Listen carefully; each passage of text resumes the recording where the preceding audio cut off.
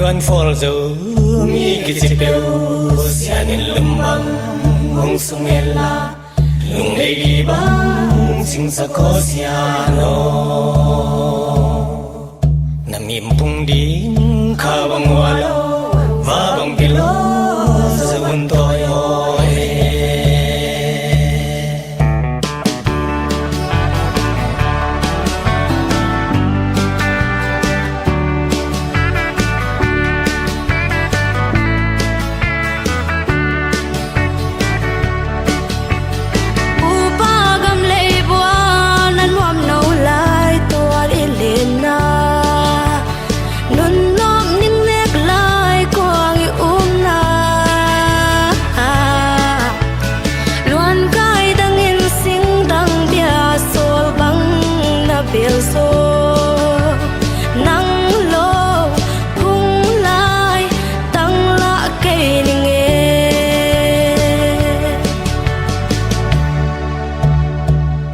cùng một bí lại giữa một chỉ lệ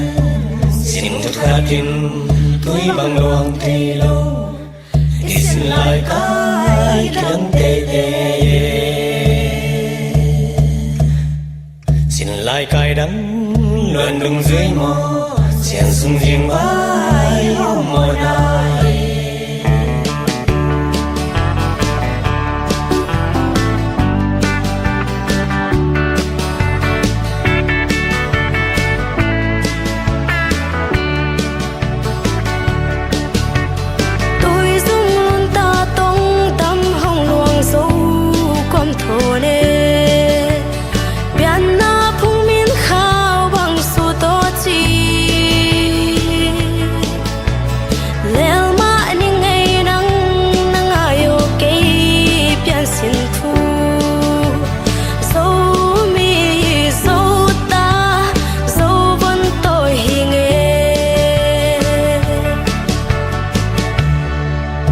Naiwan for zo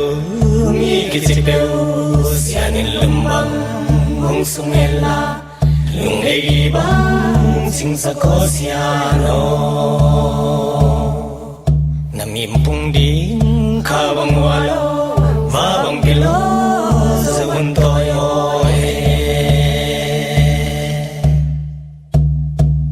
tongkong mo pi lại giữa một chỉ lệ xin thật khá kinh túi bằng luồng thì lâu thì xin lại cái đắng tê tê xin lại cái đắng luôn đứng dưới mò chèn sung riêng mãi một ai